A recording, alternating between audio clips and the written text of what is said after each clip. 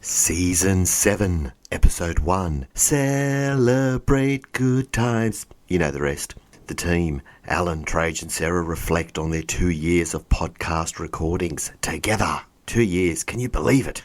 Join Alan, Trajce and Sara as they celebrate 2 years of podcasting with reflections on holiday adventures, burlesque theatre and a lively discussion on reality TV. The team talk about the trivialisation of workplace safety explained in Trajce's new book. Sara announces her new interest in design advisory labs offering innovative workplace design solutions. Let's keep the passion alive.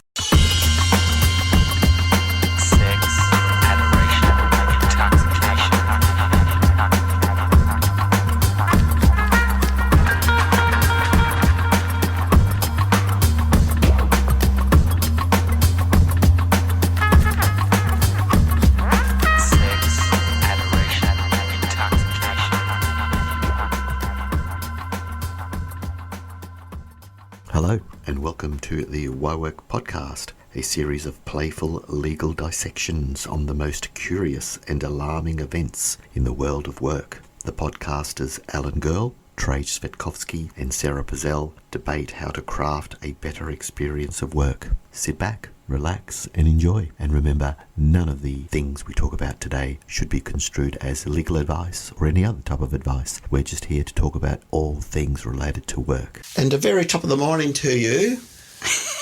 We are in season 7.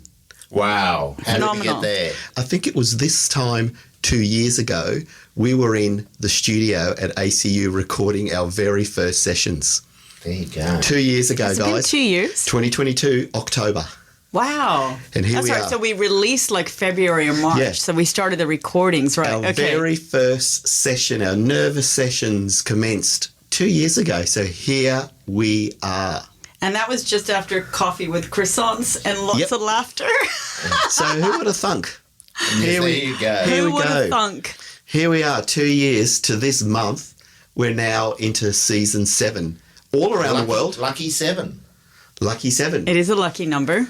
7 Deadly Sins. Uh-oh. I remember that movie. Maybe that's Gluttony. I don't know. That was a great movie, That wasn't was it? scary in It the was a day. very scary movie for the I day. know. But, you know, it's been wonderful, and I think we should celebrate this. Here we are. We thought, give it a season, give it a second season, and now we have Slovenians, the top 20, I should add. Go Slovenia. Ugandans. We're still in the charts in Uganda. Amazing. We've had Sri Lanka and all your friends in Uzbekistan and Kazakhstan, etc. Now you've just come back from travels, though. Tell us about the travel. Oh, well, Slovenia, thank you for triggering that memory. It was just sensational. We spent 3 weeks in Europe, so Slovenia, Italy, France, Germany, and it was good. What was the highlight? It was, well, I was telling my Pilates instructor today, Moulin Rouge. Oh, my goodness. We were staying in Montmartre, Beautiful. which is the romantic district of Paris. Mm-hmm. So for those of you who have been to Moulin Rouge, I'm sure you'll all agree with me, it's just amazing. It's nothing like the movie, which was good. Nothing like other burlesque shows. This is next level. And we were right at the front. I didn't know where to look. Sweet. I just didn't know where to look. It's viewed completely differently there to the way Australians view it. Absolutely. It was, in fact, even situationally. So there was Moulin Rouge, a very tasteful, Artistic, right? Artistic to the next level. Yeah, that's the right word, artistic. Very tasteful, artistic, and it wasn't just scantily clad persons dancing on the stage. There were acrobatics. There was a Cirque du Soleil. A lot of shadows too. The production. It was very, very tasteful. Yeah. And there it was, situated in the heart of the red light district. Yeah, go figure. And yet immediately there would be perceptions about seediness and sleaziness because I think there were more sex shops than bakeries along that strip. Can you believe that? You've had fun in Amsterdam too, so I'm just making some connections with your travels here. There's a nexus. Well, no, we don't know how we fit Dachau into all that, but my point is I just am an observer of people's where they are situated, and I found it extraordinary that there was nothing weird or sleazy or seedy about the location of Moulin Rouge. Yeah. It was very artistic. And Slovenia? Slovenia, it's Europe's best kept secret. It's just, I can't describe Slovenia. It is, first of all, it's the greenest nation in Europe. Wow, gorgeous. And I mean that both literally and politically. They're exceptionally mindful of, I think of course, they lead the way in terms of recycling. So they're really forward thinking, but it's just a clean, just easy to get around location. And the people?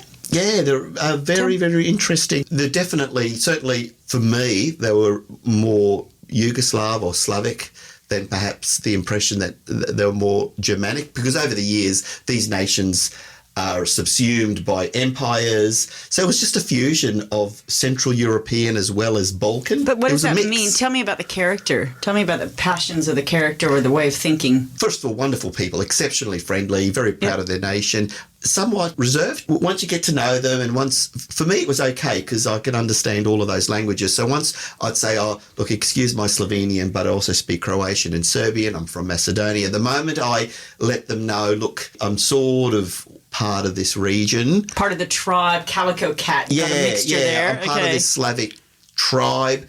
Yeah, I sort of noticed that the guard went down a bit and they're a bit more sort of open. So, cool. Look, it's hard to say 3 weeks, a snapshot of people, but I'd never really sort of understood them until, I visited. 3 weeks is a great period of time to be in a country. Can Fantastic. I just say it's worth a look? If those of you who haven't thought about Slovenia, I know everyone quickly to think about Croatia and Greece and Dubrovnik and the Dalmatian coast. Consider the Slovenian part. I know it's worth a look. Like when I went to Kazakhstan, I would never have thought of going to Kazakhstan as a place just to hang. It's phenomenal. Yeah, amazing. And certainly worth a trip. Yeah, but Kazakhstan, that's like really out of the box. I thought Slovenia is like, you've got Italy and Austria and it's part of the EU. So yet people sort of tend to bypass it. Alan, I've just had a thought. If you said, if you were to compare state, like state for like state with Australia, how would you describe Slovenia? One word, Tasmania. Really? Really. I mean, really. No way. Yes way. Yes way. Because it's green and it's green. It's a little bit out there. A little bit out there. It's not, as well known as, for example, the Gold Coast. Right, people don't you know what I mean? Really think about seriously, making a stop. There was a Tassie vibe in terms of cleanliness, great food, and you've got to know Tasmanians, and then once you break down those barriers, it's all good, No, that's actually, I didn't make that connection until I was looking at you now, and I realised, there's a Tassie vibe. A Tassie vibe. A Tassie vibe. That's it. There we go. You heard it here on this podcast. Slovenia has a Tassie vibe to it. Or Tasmania has a Slovenic vibe. Yeah, that's right, because they've been around a lot longer than the Tasmanians. But anyway, that was my holiday, and it was wonderful. I can rabbit on forever. What else has been happening with you guys? Well, I've just been given a book, and this book is called Reality Television and the Art of Trivialising Work, Health, Safety, and Wellbeing. We've been talking about this, and lo and behold, the author is Trajce. Oh, wow. Amazing. Yay! Is it by book? Do you mean is it a physical, tangible item? I'm holding it. I've got the weight of it in my hands right now. And as I open this, I've got this wonderful greeting here, Sara, who says OHS research is boring, not us. Now, this one I have to look up. Enjoy this polemic exploration. Alan, you looked up the word polemic. Tell me about Trajce all over. What's polemic? Sounds polarizing. Emotional, argumentative. There you go. That's Polarizing Trajce. Who says polemic? Who says you can't put passion into OHS? Let's keep the party going, it says. So I'm looking forward to having a look at this. I know generally the sentiment, because we've talked about some cases where it seems like work health safety was sort of forgotten in the magnificence, the excitement of entertainment, right? The whole purpose of entertainment. So I think, is that pretty much what I'll discover in this book?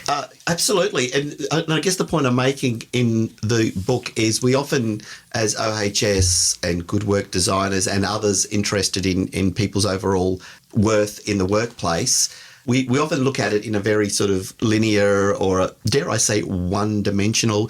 We associate work as being return to work, or we associate work as being digging holes and putting trenches in, or we associate working from height.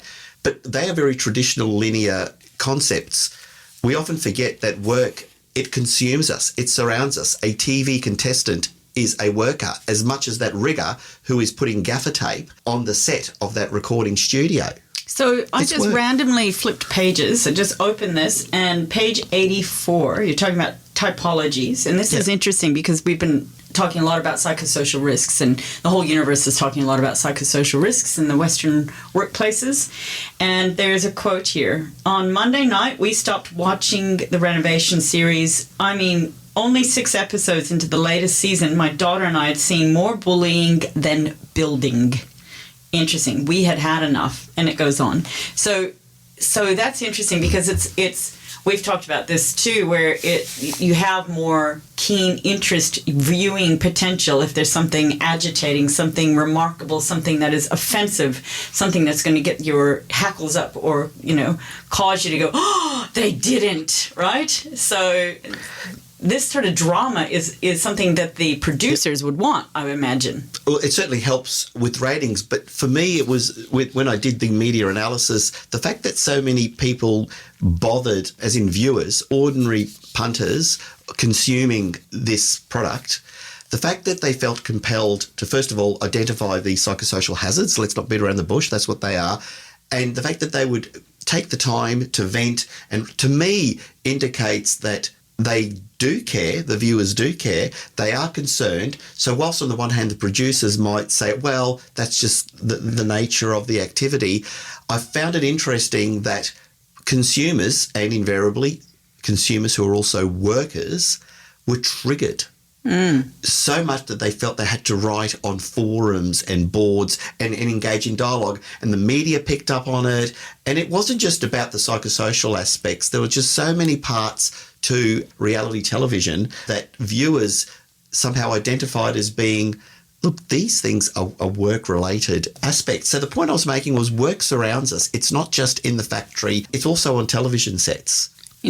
Also, you've mentioned about workplace bullying, and that tends to be almost the go-to, the immediate association of psychosocial risks. People just think of, poor behavior as something extreme. But we've been doing a lot of work in our business lately to look at causational pathways, different ways that those hazards might interact and cause some harm, because we have discussed that the ISO standards, the codes of practice, the material that's available to most businesses are almost like hazard salad. It's just so everywhere. What do? You don't have a really clear path to understand acute versus cumulative and the way in which these exposures arise. And so businesses are left going, do I manage every single hazard?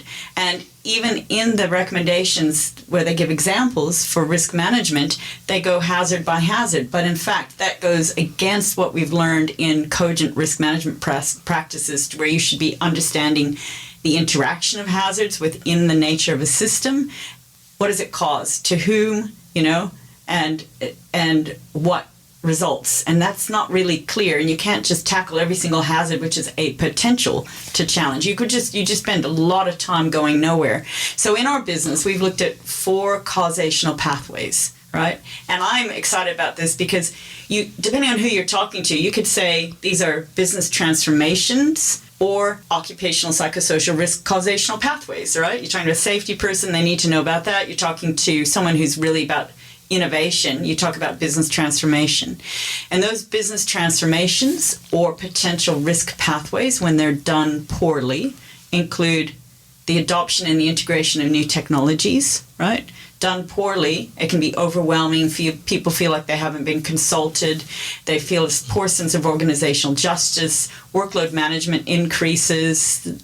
You can go through complexity of work as well as volume of work, etc. That's one, technology adoption. Second one would be space change, workspace change, whether you're asked to come back to the office, whether you're suddenly made to work solo in isolation, whether you're doing a fit out and the building is no longer protective in many ways. So any workspace change in distribution of work, another pathway.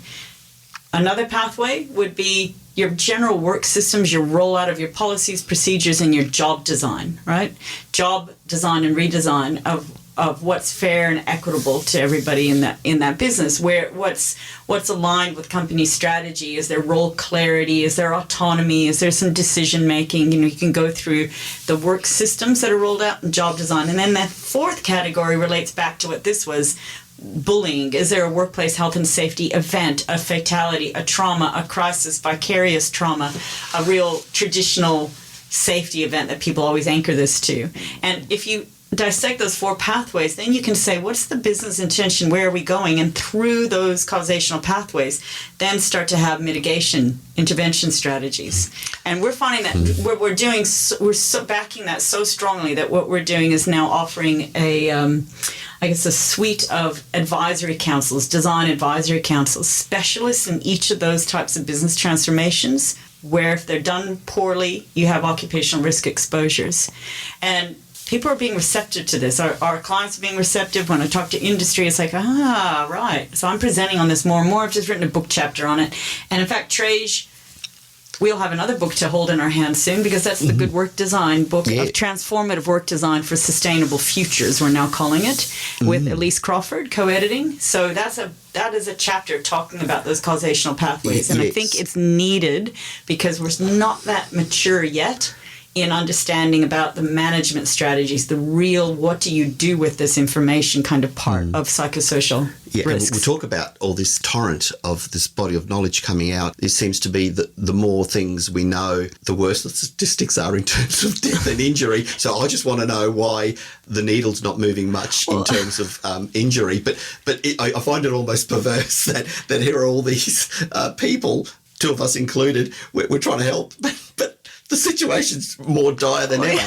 And I'll tell you something though, before we do that, when you said something before, and I thought I'd better not lose this thought, when you said every hazard, does an organisation need to look at every hazard? I want to point to Alan and ask Alan this question and go into Alan's world. Does an organisation need to turn its mind to, Sarah's words, every hazard? Hazard salad. Yeah. Hazard salad. I'm loving salad. that. And Tell us about hazard salad. At the pointy end of business, which is where I play, it's a real problem. It's very difficult, and you talk about a hazard salad. A lot of this stuff about psychosocial is easy to understand but difficult to implement. Absolutely. Now there's been a report that's come out, and I'll play into this because this will be helpful. I'll put the qualifier on that it's from a media source, it's a reliable media source, but from a media source, and we don't have a concluded case yet, so we're in the position of charges have been brought, but we don't know what the court says about the charges. Now, this is charges have been brought against the Western Australian Department of Justice, which runs the prison service over there. It used to be called Corrective Services. Mm-hmm. And they've brought a charge, a reckless charge. So for the people in the audience or the listeners who know, that's one of the more serious charges you can bring under the work health and safety legislation. And it's in relation to numerous concerns about a female prison officer, including sexual harassment. Now, what's interesting is, in terms of the pointy end, what happened was there was an improvement notice first, and then following the improvement notice, there's been the prosecution.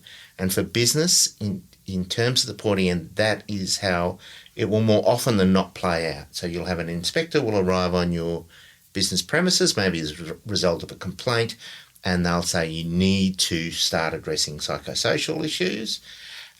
Which is perhaps where you get the phone call. And how. That's right. Where do I start? And right? They'll give you an improvement notice. And in particular, if you don't make a change, if you can't demonstrate that the business has gone somewhere as a result of the improvement notice, then you could find yourself at the end of the prosecution. And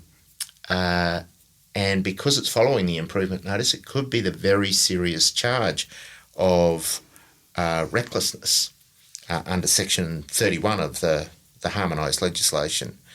I should also say, just to close that out, because, Trajce, before we came on air, you were talking about leadership in government, and because this is a prosecution of a very big government entity, and part of the background facts is this government entity, so Western Australian Department of Justice, has 3 prior convictions going 100,000, then they got a 285,000, and then the last conviction was 900,000. So this current charge, if they're convicted on that, you would expect it's going to be a very big penalty. And also there's the public embarrassment of the Department of Justice being prosecuted in all this. It forces the government to say, well, what are we doing in our own backyard? This is out there, it's in the public arena. Department of Justice, it's like when we hear work cover with the bullying claims within work cover, right? So the Department of Justice will definitely be made an example of, right? Yeah, and again, alcohol-fueled, inappropriate comments, inappropriate touching while under the influence of alcohol. So there's a real cultural problem. And the government is bound by the law just in the same way businesses in the private sector are bound by the law. So the government now has to confront this issue of, well, you know, what are we doing to try and improve psychosocial issues, because we can be called to account just as much as your clients can be called to account. If not more so, again, because it's the example, it's the optics matter significantly here, right? Yeah, and you were talking about leadership, Trajce. I was. This is such an important thing for the government to show that they understand psychosocial issues, but they're also able to implement. Yeah, and this is under the Work Health and Safety Act, is Yes, under the harmonised legislation. You said it was reckless. So WA, correct me if I'm wrong, but their provisions, they actually embed terms such as a serious harm in their Section 31. In fact, I don't even know if they use the word reckless in that particular act, but in any event, it's the more serious one. It's definitely 31. Explain Section 31 to the listeners generally. So the Work Health and Safety Act. So you've got, notwithstanding all the industrial manslaughter provisions now, all of the states have, there was a private members bill, I think, in Tassie not too long ago. So all of the states have embedded industrial manslaughter, but prior to that, all of the states under harmonised legislation, and including Victoria, they use the word reckless in one sense or another. So reckless is the word itself. Reckless. It's knowing. So a wanton, callous disregard. See, there's the polemic. That's right. There's the polemicist in me. So more than just an omission, more than a whoops. No, it's more like than just ignorance. We've just roared in the face of it and we do not care kind of thing. Right. I liken it to, listen, lads, you've got to install that solar now. Off you go. Oh, but mate, we haven't got any scaffolding or a harness. Listen, do your job or you're not getting paid. That is a narrative for reckless. So we're talking wanton, callous disregard. So if it's a Section 31 and they've embedded the term serious harm, Mom, this is serious. That's a TISM matter, as the band would say. TISM. You know, this is serious, Mum? You know that band? TISM? Great band. But anyway, I digress. So takeaways from that are, if you're a business and you get an improvement notice to improve psychosocial issues, you should take that very seriously. And indeed, and the reason why I pinged into that leadership, or used the term authentic leadership, was so after I talked a little bit about WA offline, the Western Australian Work Health and Safety Act, an unrelated thought entered my mind, and that was we've been given in the last year or so, 2 years, including the ISO 45003 standard, we've been given so much information, so much law. I mean, all the states now have a regulation embedded about psychosocial being on the same level as physical exposures. Injury. Yep. Yet rarely do I see anything in the literature about leaders owning this. It's always about the worker, and the worker must remember this, or it's always seemed all these codes seem to be focused on the organisation and the cultural aspect, but not once do I see things about a leader's actually embracing it, a leader's leading by example, a leader's being authentic in embracing it. It always seems to be about the worker this and the worker that. What are leaders doing? I would say leaders which influences organizational strategy, what the organization's doing about it, because what tends to be the default is we're just going to assume that everyone should have a psychologically positive profile of being nice, right? And that is behavioral based. That psychological is different than psychosocial. Psychosocial implies that organizational strategy around it. And that's again why I go to some of those business transformations, because you have to think about what's going to be the most enduring strategy. What's going to give you the most impact for that investment of resource when you work on something. So even if we were looking at the design of this building, right? If we went to the built environment, which will last here for the next 30, 50 years, some of your buildings look 100 years old here. I don't know, Trajce. They're close. They're a bit in the 40s, yeah. So if you design that well, you might design for crime prevention, or you might design to have little barriers and space and good acoustics so you can think properly. So you can go for everything from crime and trauma right through to, good performance and feeling like you are from protected to just feeling like you can optimize your work well and you want to be here, right? Because I can think, I can concentrate, I'm not fatigued by the lights, I don't have poor airflow, etc. So all of these kinds of factors help boost my capability, mitigate fatigue, whatever it is. That's a really enduring strategy to get the built environment right. And then also technology implementation. And a lot of people are disconnecting the whole idea of psychosocial risk management with organizational strategy. And they're going back to, we must all learn to be nice, and we must understand when we recognize a little stress in an individual. And it's a very, very different approach. You know where I'm squarely aiming this at? You know where my guns are being pointed? Where are those politic guns being pointed? They are being pointed at those right at the top of the ivory tower saying, let HR take care of that. Let ground take care of it. There's your disconnect. That's right. The point I raised to Alan was, no. Those leaders, and by leaders I mean those at the apex, those at the top of the top, not your middle management, not your HR manager who's tearing his or her hair out or their hair out because people aren't uptaking all the stuff that you've said. They're not owning it. That's the vibe I'm getting. And the literature seems to be always about stuff that's happening on the ground. A lower level, that's right. And that's the part. Yeah. And do you get what I mean? More and more, increasingly in reports that I'm writing, I'm having to be this blunt with clients and with industries that I advise, and saying, a little bit of change is akin to no change. Yeah. So if you actually want to do something well and see a measurable difference, you need to innovate, revolutionize what you're doing right now, do something markedly different, or else people on the ground will not feel that difference. People on the ground. It's almost as if to say, no, don't bother the chair with all of that good work design or psychosocial code. We've got HR, we've got well-paid managers.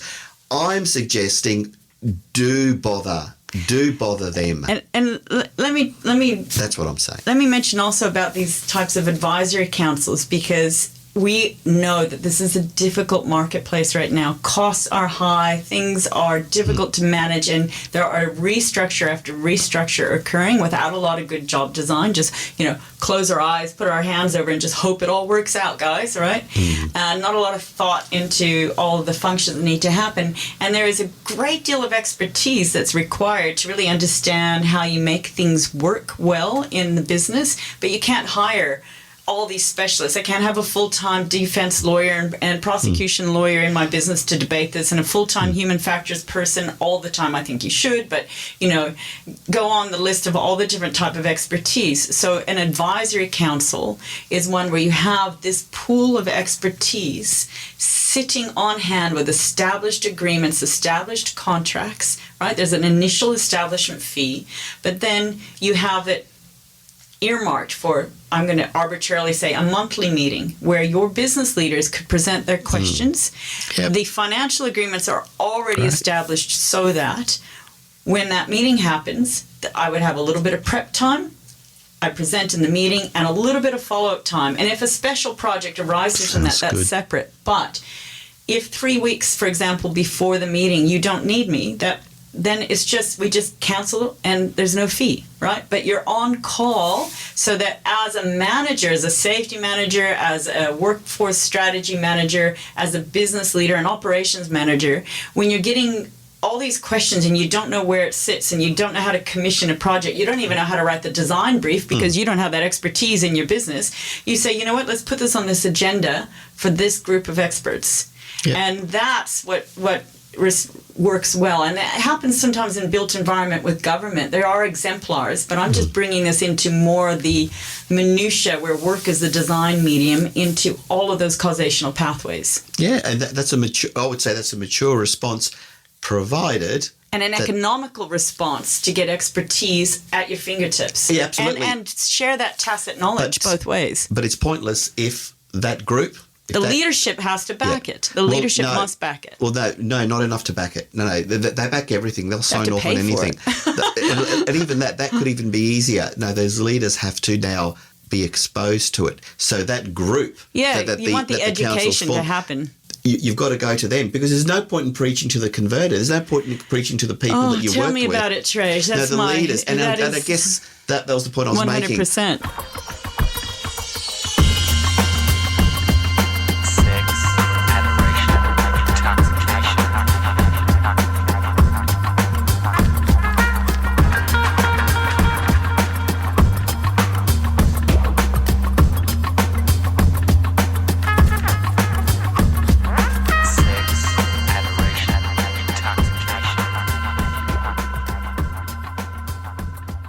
We hope you enjoyed that episode of WhyWork.